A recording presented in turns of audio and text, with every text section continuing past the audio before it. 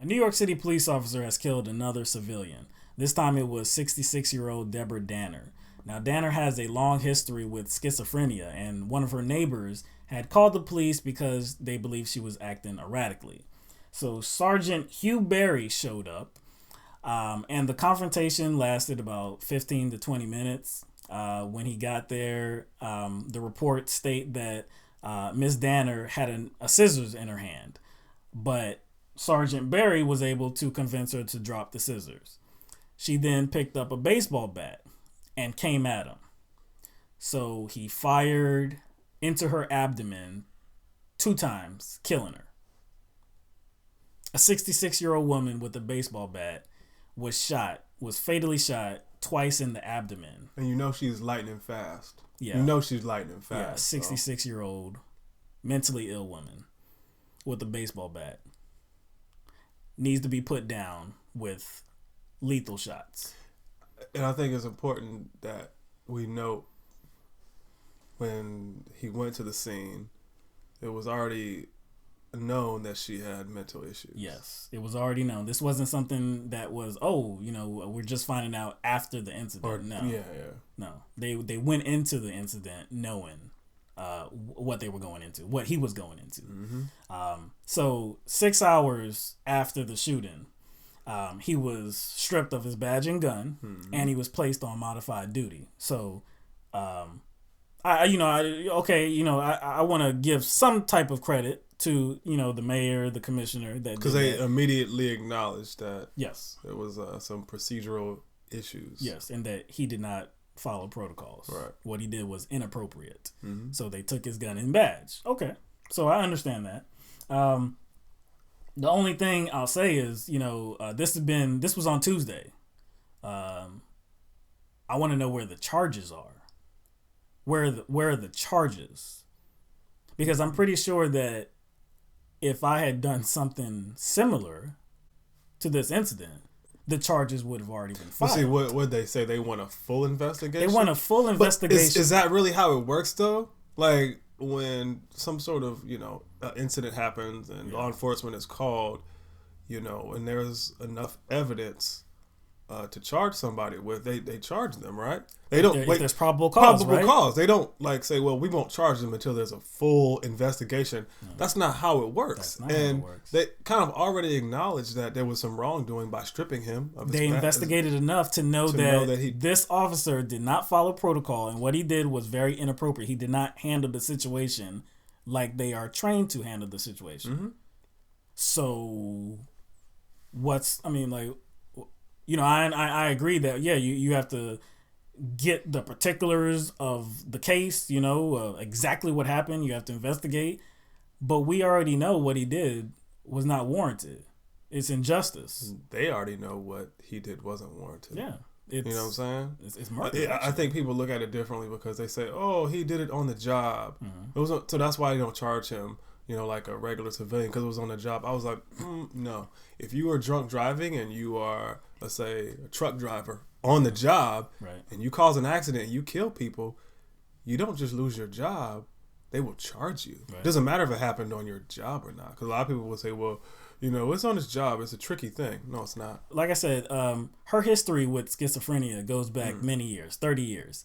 Now, there was like some type of journal, kind of like a composition that she wrote with the help of her attorney last year. We are all aware of the all too frequent news stories about the mentally ill who come up against law enforcement instead of mental health professionals and end up dead. Now, that's ominous language right there, because, and what she said was absolutely true, because all too many times we hear about people that are having a bout with a mental illness, and the police are called, and what did the police do? They shoot him. They shoot him dead. We've seen this on several occasions. She seemed very conscious of her mental downfall. Yeah. You know what I'm saying? From what I read, she was very, very, very conscious of it. But that was almost like she's like a clairvoyant schizophrenic. I know. You know what I'm saying? For her to know that, that could be her destiny. That could be, yeah, exactly. And it just seems like where we're at in law enforcement right now is like with drugs, we criminalize it. Automatically we associate drugs, criminal. Right. Now there's all these cases that are popping up and all these situations where now even mental illness is equal to criminal. Right. And it's like, yeah, and you need to eliminate the threat. well, like what's that saying? To a hammer, everything looks like a nail. Right. Ed Mullins, the president of the Sergeants Benevolent Association, the union that represents Sergeant Barry, said he opened fire only after Miss Danner swung the bat at his head, quote, fearing for his own life as well as the lives of others. Again, honestly, how swift was this 66-year-old mentally ill woman? Not only that, I mean, bats probably Yes. about that long. Yeah. So if she got anywhere close to his head, because remember, there's nothing to report saying that she struck him or landed a blow. No. So if she was close enough to swing at his head and miss, then she was probably close enough to push on the ground and subdue. Do you see what I'm saying? And even with that, right? Now, this happened in a bedroom. Now, they were the only two in the bedroom. Now, there were other officers at the scene, but they were not inside the bedroom. If this scene was so scary, why'd he go there alone? And couldn't he have just gotten out of the room if his life was in danger? Couldn't he have just gotten out of the room? When people say, well, your life is in danger, is the only option to shoot, especially if the person is a 60-year-old woman. Right. And she does not have a gun. She doesn't have a gun. And nobody's saying how much of a threat was she that you couldn't just close the door? Exactly. Get out of the room. Get more help with you. Hey, we need to take this woman down. We need to get this bat out of her hands. Options.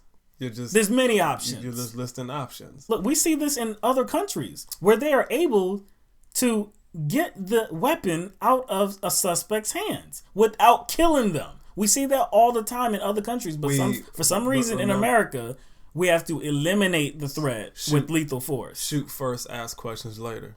That's the first option.